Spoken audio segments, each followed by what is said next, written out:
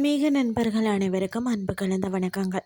இன்றைக்கு நாங்கள் ஆன்மீகம் சம்பந்தமான பதிவில் கதிர்காமத்தில் தெய்வானை தவம் இயற்றியது ஏன், அறியப்படாத ஆன்மீக ரகசியத்தை பற்றி பார்க்கலாமா வாங்க.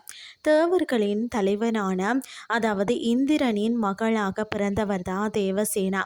அவசர கால சூழலால் இந்திரனின் தெய்வீக வெள்ளையானையான ஐராவதத்தால் அவர் எடுத்து வளர்க்கப்பட்டாராம். இதனால் தான் பார்த்தீங்க அப்படின்னு சொன்னால் அவருக்கு தமிழில் தெய்வ யானை அதாவது தெய்வானை என்ற திருநாமம் பெற்றாராம். அம்மையார் முருகப்பெருமான அடைவதையே தனது வாழ்வின் லட்சியமாக கொண்டு ஆன்மீக ஆற்றலின் கிரியாசக்தி வடிவமாக திகழ்ந்தாரா. அந்த காலத்தில் தேவர்களை சிறைப்பிடித்தது துன்புறுத்தி வந்த சூரபத்மனை முருகப்பெருமான் தனது ஞான வேளால் வதம் செய்து தேவர்களை காத்தருளினார்.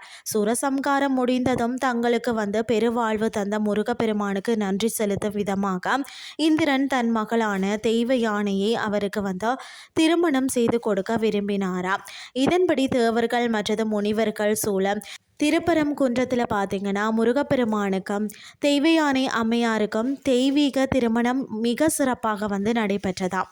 திருமணத்துக்கு பிறகு முருகப்பெருமானின் முழுமையான அருளை பெறுவதற்கு உலக உயிர்களின் நல்வாழ்விற்காகவும் கற்பின் நெறிகளை உலகிற்கு உணர்த்தவும் தெய்வயானை அம்மையார் பார்த்தீங்கன்னா சில குறிப்பிட்ட மலைப்பகுதிகளில் கடுமையான தவம் இயற்றினாராம்.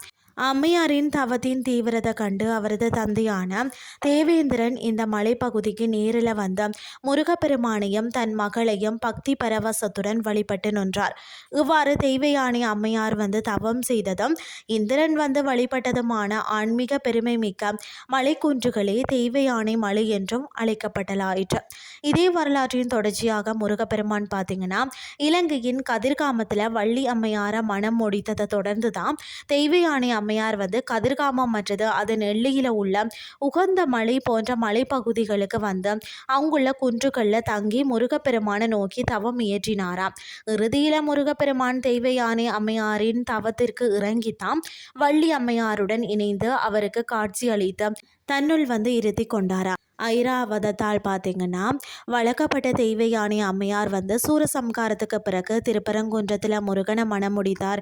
பிறகு உலக நன்மைக்காக அவர் மேற்கொண்ட தவத்திற்கும் இந்திரனின் வழிபாட்டிற்கும் சான்றாக விளங்கும் புனித தலைமை இந்த தெய்வ யானை மலையாக இருக்கிறது. இது என்றும் ஒழுக்கம் தவம் மற்றது அதாவது கிரியா சக்தியின் அடையாளமாக போற்றப்படுகிறது. இன்றைய ஆன்மீகம் சார்ந்த பதிவு உங்களுக்கு பிரயோசனமாக அமைஞ்சிருக்கும்னு சொல்லி நானும் நம்புகிறேன். இதே மாதிரி மற்றும் ஒரு ஆன்மீகம் சார்ந்த பதிவோடு உங்களை சந்திக்கிறேன். நன்றி.